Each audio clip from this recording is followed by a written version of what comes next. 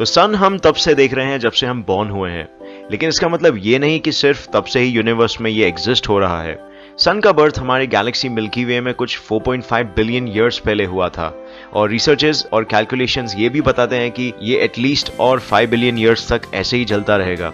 तो आप लोगों ने ये कभी सोचा है कि सन इतनी एनर्जी कहाँ से जनरेट कर पाता है कि वो बिलियंस ऑफ ईयर्स तक ऐसे ही बर्न होता रहता है? अगर सन के साइज का कोई स्टार को हम पूरा पेट्रोलियम या ऐसे ही किसी फ्यूल से फिल कर दे तो वो कुछ हजार साल ही सिर्फ जलेगा। So what is the reason that is keeping our sun alive? इसका जवाब प्राइमरीली है न्यूक्लियर फ्यूजन रिएक्शंस। अगर आपने मेरा फायर वाला वीडियो देखा हो तो आपको पता होगा कि फायर कैसे एक मिक्सचर ऑफ गैस है जो अराइज होता है chemical reactions between atoms and molecules of fuel. तो इसी तरह से एक टाइप के रिएक्शंस होते हैं जिसे कहते हैं न्यूक्लियर रिएक्शंस।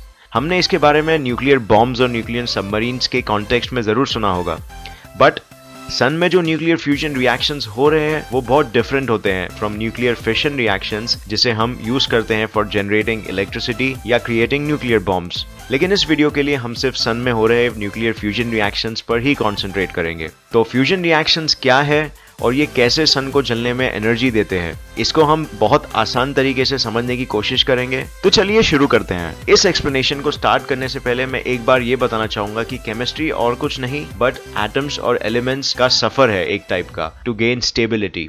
तो अब हम न्यूक्लियर फ्यूजन रिएक्शंस की बात करते हैं।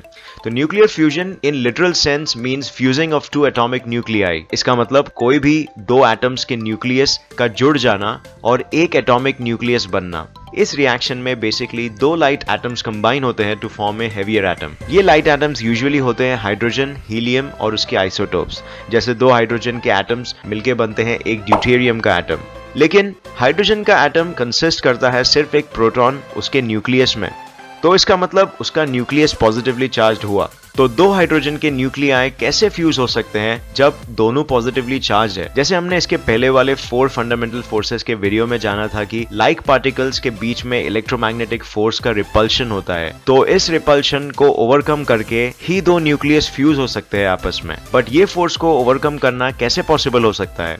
तो इसे 3 तरीकों से ओवरकम किया जा सकता है। नंबर 1, उस एरिया में प्रेशर बढ़ा के। Number 2, increasing the temperature of that area, और नंबर 3, क्वांटम टनलिंग। कोइंसिडेंटली ये सारे फैक्टर्स भी सन में न्यूक्लियर फ्यूजन रिएक्शंस को पॉसिबल करने के लिए रिस्पॉन्सिबल है। सन इतना मैसिव है कि वो पूरे सोलर सिस्टम का 99.8% मास कंप्राइज करता है।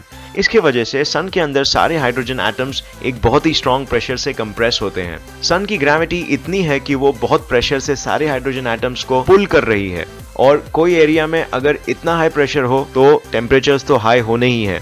ये हाई टेम्परेचर्स होते हैं अराउंड 15 मिलियन डिग्री सेल्सियस, जो एलिमेंट्स को फ्यूज करने में बहुत हेल्प करता है। तो इस वजह से न्यूक्लियर फ्यूजन पॉसिबल हो पाता है। But this is not the entire picture.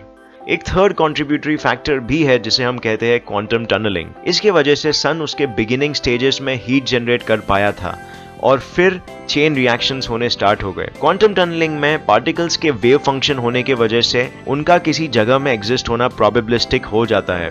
इसका मतलब पार्टिकल्स अगर एक एटम के न्यूक्लियस के बाहर हो सकता है तो उनका उस एटम के न्यूक्लियस के अंदर होना की माइन्यूट पॉसिबिलिटी भी होती है। ये सुनने में ऑड जरूर लगता है, बट क्वांटम मैकेनिक्स में पार्टिकल्स इसी तरह बिहेव करते हैं। तो सन इतना बड़ा है और उसमें इतने सारे हाइड्रोजन एटम्स है कि ये पॉसिबिलिटी होते रहती है एवरीवेयर और जनरेट करती है heat to set up a chain reaction.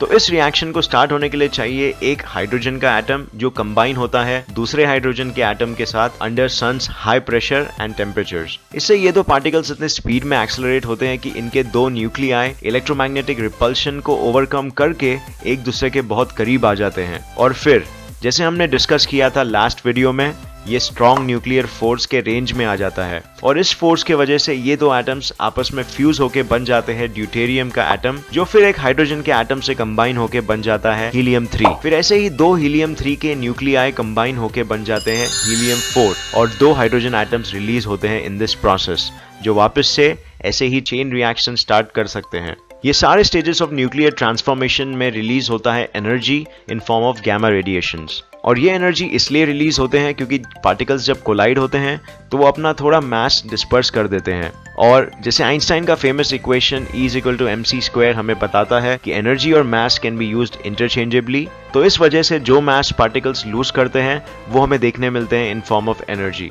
क्योंकि फ्यूजन रिएक्शंस बहुत enormous amounts of heat produce करते हैं, इसीलिए अर्थ में प्रोड्यूस करना आसान नहीं है और उससे भी ज्यादा मुश्किल है रिएक्शंस पर कंट्रोल रखना। बट आगे मे भी हम ये रिएक्शंस को यूज कर पाएंगे टू जनरेट एनर्जी। लेकिन एक चीज तो पक्का है, हमें अर्थ में क्रिएट करना पड़ेगा temperatures around millions of degrees ऐसे किसी रिएक्शन को स्टार्ट करने में, जो बहुत मुश्किल हो सकता है इवन इन फ्यूचर। तो ये वीडियो देखने का बहुत शुक्रिया। उम्मीद है इस वीडियो से आपको जरूर कुछ नया सीखने को मिला। अगर आपको ये वीडियो अच्छा लगा तो प्लीज इसे लाइक और शेयर करें इन सोशल मीडिया, और चैनल को सब्सक्राइब करना मत भूलिए ऐसे ही साइंस वीडियोस के लिए।